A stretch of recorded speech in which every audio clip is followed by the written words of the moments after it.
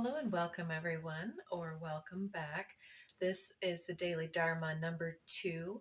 We have the cards laid out here from the previous reading, and there were some number synchronicities. We have 3 number 15s out. I've been seeing 1010 recently. As soon as I stopped the filming, 1010 was the time as I was trying to upload. And as you can see, we're not even through an incense stick. And because of the powerful nature of the cards, I just felt compelled to do an extended reading and get some clarification on the cards that are out. So you'll have to check that one out for more information, but we're talking about looking for something, looking for greater depth. You've been immersed with more shallowly interesting people, right? Either your interests were shallowly connected, or it's something that's more platonic than intimate, associates versus best friends. And it seems that with that, there's some type of movement away from what isn't quite serving. It's just not really hitting the mark for you at this time, but not creating any judgment. Moving forward, it's time for something. It says you've got time and you've got more options than you realize. And then we also had the time master coming out here, this master of time and space, and very much about the divine timing and how we can overcome time constraints and do exponential things in a small amount of time with the right energy, the right combination of people, places, things, and time. Things can't happen at the wrong time, for instance. And so we have this overwhelm of your own resources. We've got moving out of stagnation here. Something has been just kind of, again, not hitting the mark. It's not really the depth that you were looking for. In Hunter, seeking something different. And then Time Master was underneath this medicine circle. Then we also got the medicine wheel here, and the circle, and a Time Master. So this community, this engagement of energies, the expanded territory was how it came out.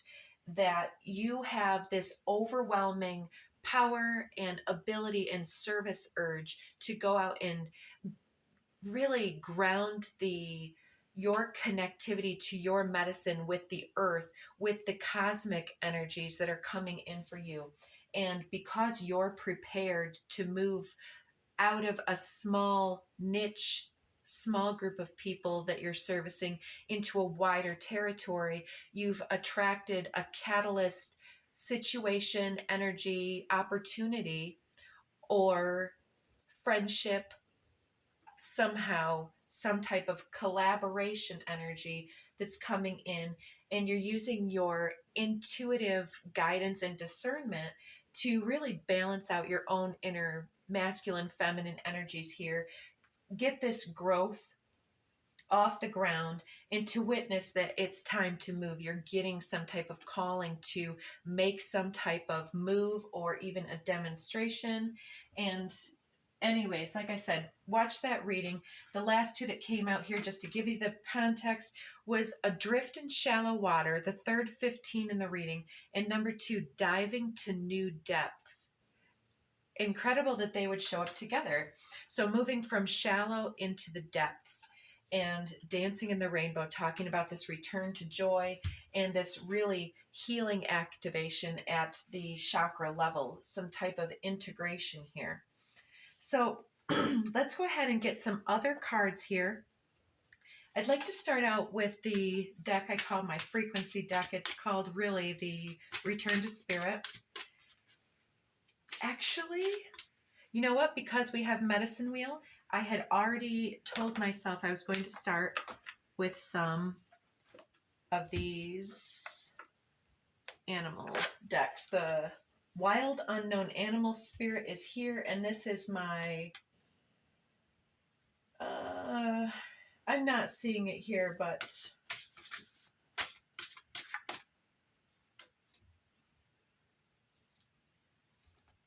Well, it's listed below for those that are interested. There we go. One more. Okay, that's kind of a lot. Let's just go with it though, because we have a collection of animals here in these two cards. Under the deck, Unicorn, Infinite Possibilities. Again, with that, you have options. You're the sovereign of the seen and the unseen worlds.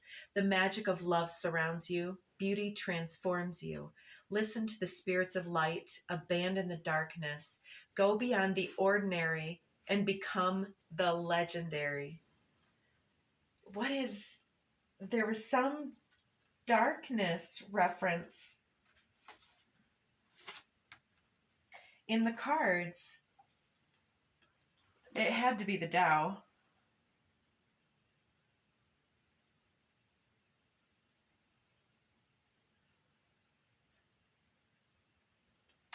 Well, we'll come across it if we need to, but there was some type of energy of a return to the light after having been in some type of darkness. I know what it was. In the I Ching workbook that we pulled out, there was the 36 and the 37 came out, the darkening of the light, moving into family type of way. So there's something that used to bring inspiration that has faded now. And since we're talking about this, abandon the darkness, go beyond the ordinary to become the legendary.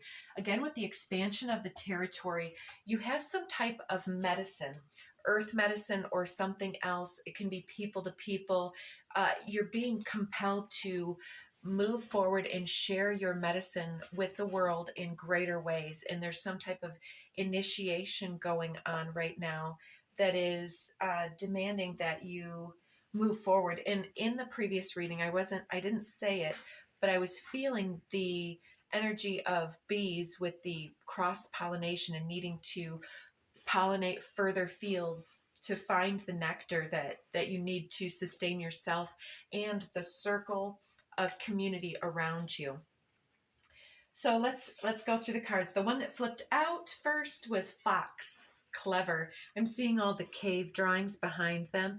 Something about being playful and being an old soul.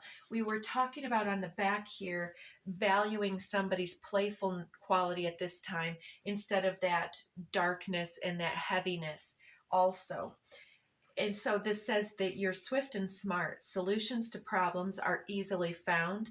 Always listen to your instincts. Resources surround you. Be open to romance.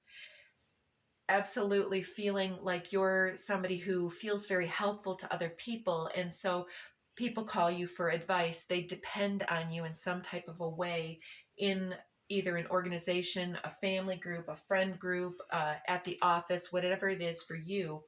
Because of your cleverness, you find solutions and you're intuitive. One of my new acquaintances recently said, and I didn't get a chance to say that this is also how it often works for me.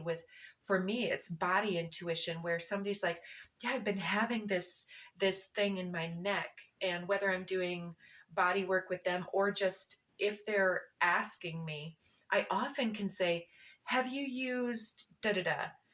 And I'll have to kind of say, I'm not sure if that's right or not. And then we can look on our phones and immediately we'll find that this has to do with 1, 2, or 3 different things. And they're like, you know what? That's true.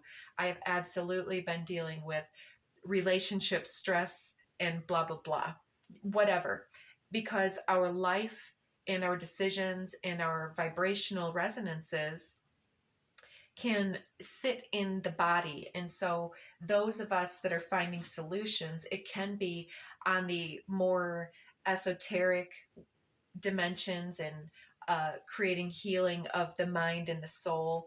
It can also be very physically based because there's a reason why we incarnated now. And a lot of times people, they're either going to do it or they're not. And it came out in the previous reading. We can't teach anybody anything. All we can do is inspire them and show them how to find their own solutions.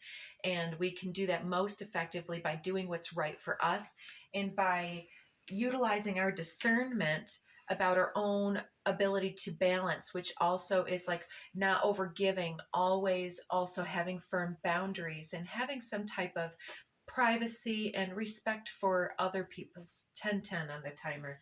Yeah, yeah, open to romance and recognize that you've got options. You've got all of these resources of guidance coming through. You've got all of these special skills and the know-how, but that comes with so much power that you also have this responsibility. It also is coming through as Sorcerer's Apprentice, where we've got all this power, but we're really learning how to wield it in a more responsible way, because as the power increases, it's more and more of a responsibility of how we wield our words. We can destroy somebody's ego by telling them the wrong advice. It might be true, but it might destroy their reality in small or big ways. We have to be intentional, but also know our audience. And so it may be necessary for us to find different outlets and different environments to share different parts and pieces of ourselves so that we get our full experience of joy and reciprocity and exchange in our lives. B, community. You are a powerful creator. Your work blesses everything that you touch. Be open to receiving sweetness. You are the queen of abundance, or the king, whatever it might be. Community in the circle. It's like you really bring the nectar back home, and you really self-nurture. You are self-sovereign in a lot of ways. This self-mastery quest came up. Butterfly, rebirth. You've transformed yourself, and even since different times in your own past, since individuals have known you, they've heard the stories, they've seen the things, they've heard what you've said, and you say it in such a way that it's obvious that you put in the time, effort, and the know-how to transform yourself, to not wait for somebody else to do it for you. And so there is somebody or a few people who kind of want to piggyback on yours without doing the mentorship work. At the same time, you're being told to redirect your focus and energy so that you can do your work that you're here to do, not other people's work. And so firm boundaries with those, and redirecting them to find their own resources and their own nectar and pollen to figure out their own destiny, while you go and have a bigger activation that will help you to serve more people, to get them activated, to do their own thing, and so on. Oh, I didn't read it. You have the capacity to totally reinvent yourself at any time, I feel. And you possibly do this from environment to environment, person to person, chapter to chapter of your life. You've probably have different items in your wardrobe where you can embody a different energy. You wear colors possibly that create a certain vibration just by you wearing them. Gemstones, anything else. You're working with powerful earthly resources and even chromatic know-how. So yeah, you can reinvent yourself in that way for however the situation demands. And so you may also have shapeshifter energy within your repertoire. Open to the rewards of change. That's the third sentiment about being open to romance. Be open to sweetness. Be open to the rewards of change, and moving away from what seems to be having diminishing rewards so that you can open yourself up to this bigger, brighter future. More community, more inspiration, more knowledge, more hope and inspiration and joy. You have brilliance to share with the world. I literally said that in the first Daily Dharma. Love every part of your journey without becoming impatient or frustrated with anything that may present. Lion, higher calling. Absolutely. You have within you all the courage that you need. Let go of the past and reclaim your majesty. You will find success and contentment with those by your side.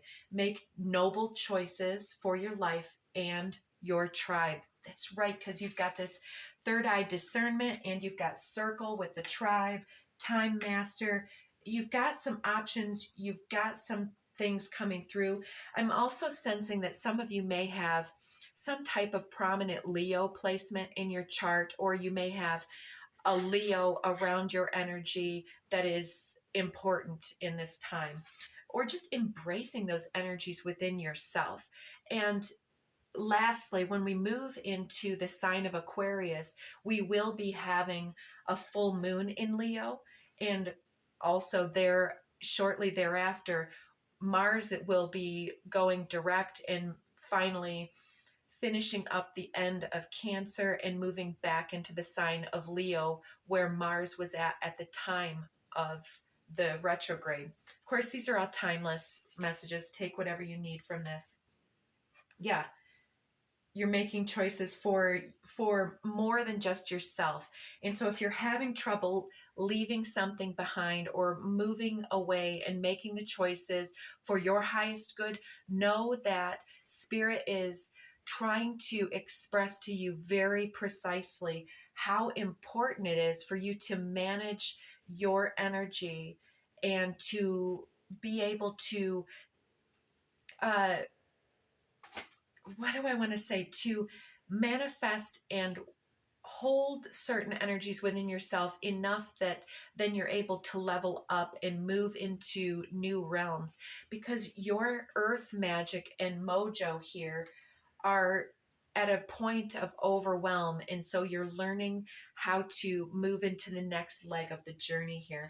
But you have some very royal blood as well in some type of a way. Oh my goodness, I didn't even notice at first when I saw the dragon, but with unicorn and dragon together, you absolutely have very magical energies, very multidimensional, where you're engaged with other realms at all given times. And this says that your energy is quite supernatural. And again, with that cosmic influence, we've got Mount Shasta here as well, and charging the ley lines with your magic, expressing to people, grounding those higher heart energies into this initiation of the Earth Star chakra. You're imbuing the earth with your medicine, which is also transpersonal as well as very personal and subjective. So you're crossing multiple realms. Many of you may be shamans or working with shamanic energies. It says you are the ancient wise sage. You can shapeshift at will.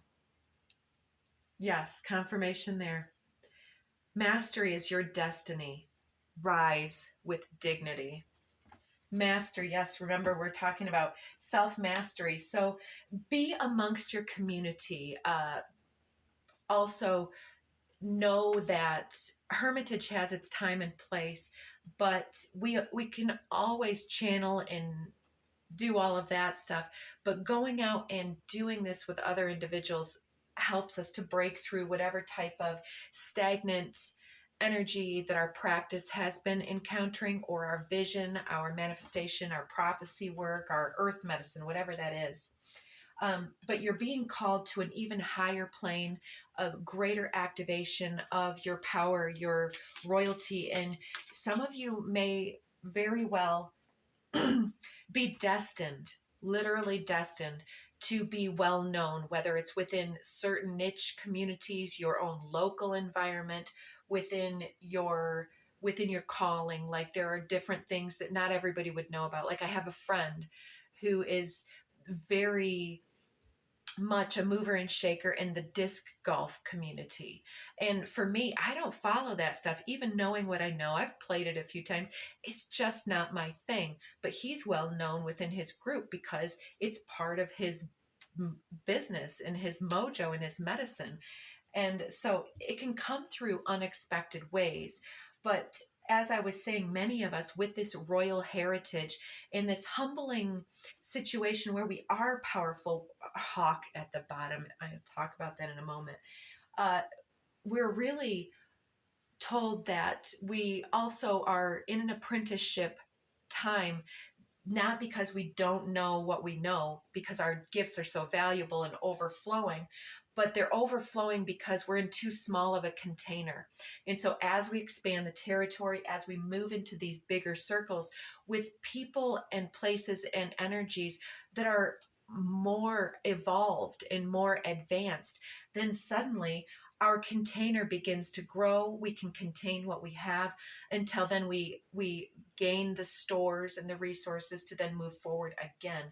But I think I've said everything that I need to say. I don't mean to be going on and on about it, but Hawk underneath shows a bit of underestimation, higher sightedness, also a lot of Hermes Trismegistus energy for me, Thoth, Thoth, however you say it. Butterfly, another confirmation that this transformation is underway. Very graceful energy, delicate, high vibrational, very humble and vulnerable, sensitive at the same time. Again, with the obligations, the service work, you've been a very kind and involved individual from time to time. But it's all about moving with other butterflies at this time. You can't stick around the cocoon any longer. It's no longer able to contain you. And so you have to eventually transform. And once your wings are dry, you will be needing and wanting to move forward and to take flight into some bigger realms. And it does not mean that you need to leave anybody behind. It does not need to come with any type of judgment from you or them. And so you may need to really understand with your third eye discernment here when projections are made and when the timing comes and all these things. Underneath the deck here, we do have Stingray, very much a chakra activation card, just like that healing and the dancing in the rainbow card here. Beavers under that. I'm hearing also with this medicine wheel stuff. Oh, and buffalo, perfect, with this lightning that came out in the first one.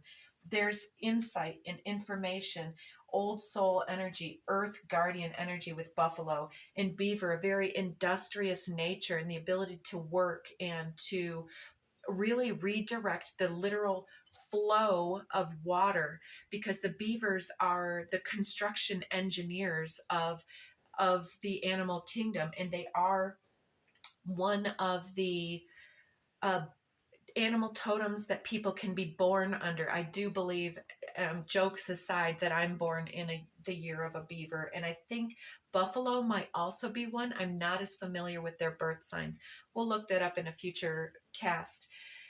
So I'm feeling that you may also be receiving various indigenous native teachings, if I didn't say that in this reading.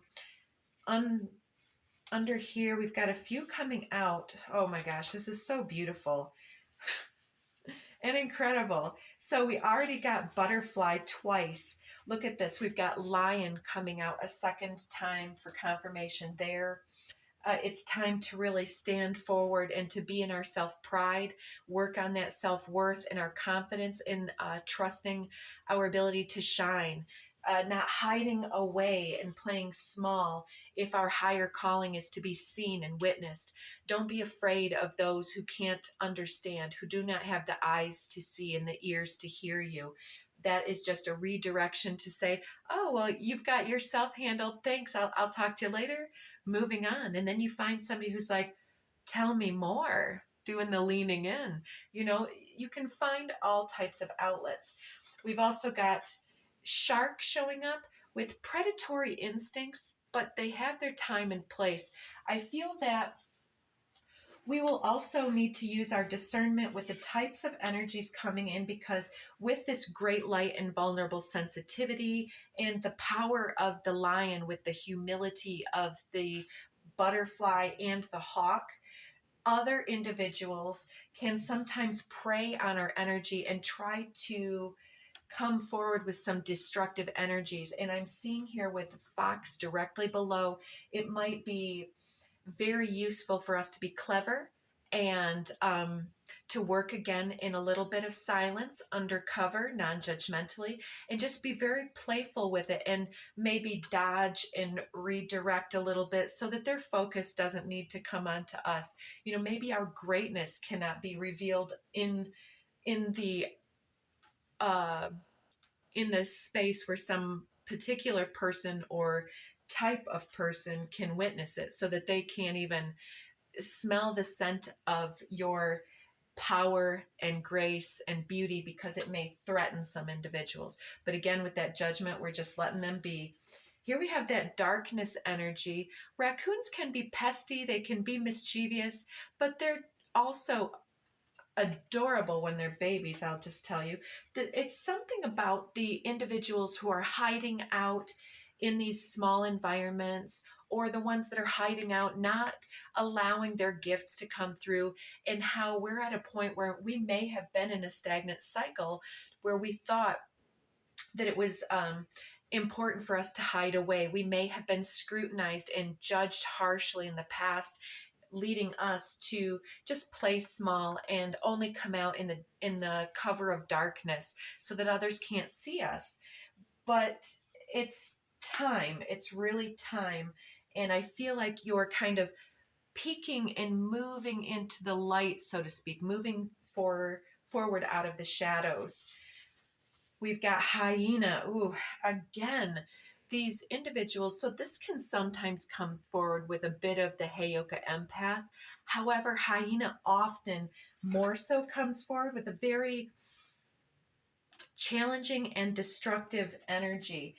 Much like, I mean, it's just the population that there's going to be all types of darkness in other individuals. Some will be aggressive and predatory. Others will be playing small and hiding their truth, whether it's their darkness, their shadow, or hiding from themselves. And then the hyena is one who gets some type of derisive enjoyment out of making people squirm or feel small. And it's people who have gotten into a situation or an energy where they are very self-destructive and also very resentful and taking it out on others. I can see this somewhat in the political landscape where somebody feels done wrong and they come back and try to take it out on the rest of the world.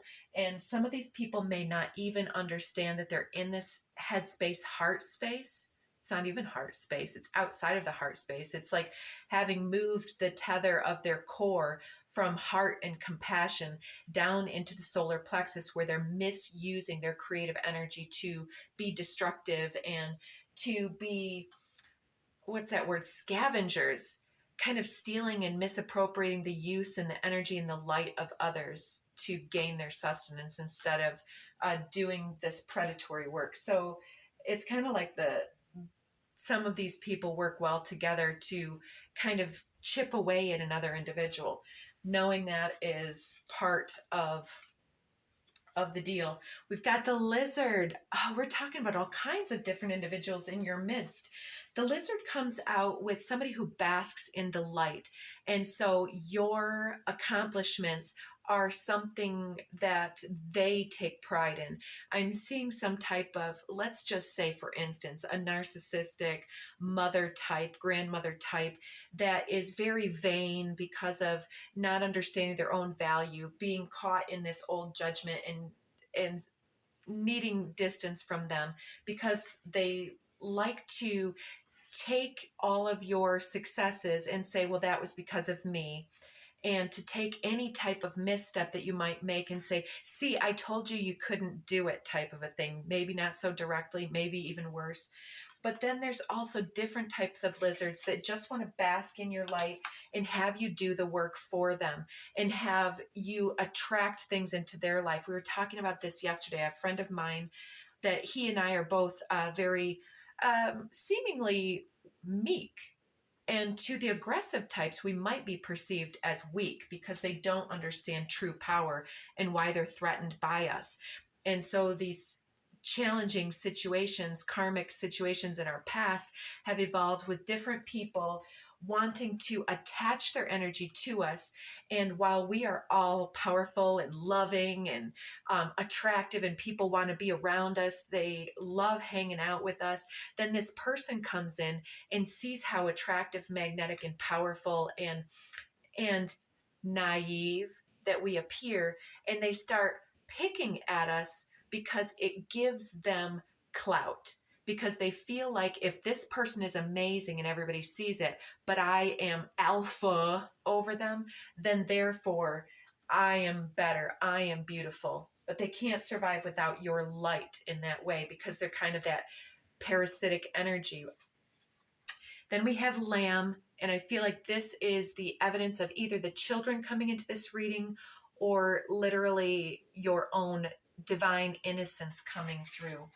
And it's talking about that you are this sacrificial lamb of the collective, the black sheep of the family, the scapegoat energy in your past, or others have tried to really pigeonhole you into these loyalties and things. And it's just another little vibration of that past cycle that you've already escaped. You've already found your light, and it's being put into this correct order. It's coming down, and you're channeling some very noble, godly, goddess-esque energy here. And golden egg, I do believe this golden egg is the heart chakra. No, it's the crown chakra. No, cosmic egg. Anyways, it's almost not as essential that we know exactly, but I will check because we're at the end of the video anyways. So I'll just read this out for you. Golden egg should be at the back here. Yeah, because they have these for the various chakras, and we had a lot of chakra change energy coming through.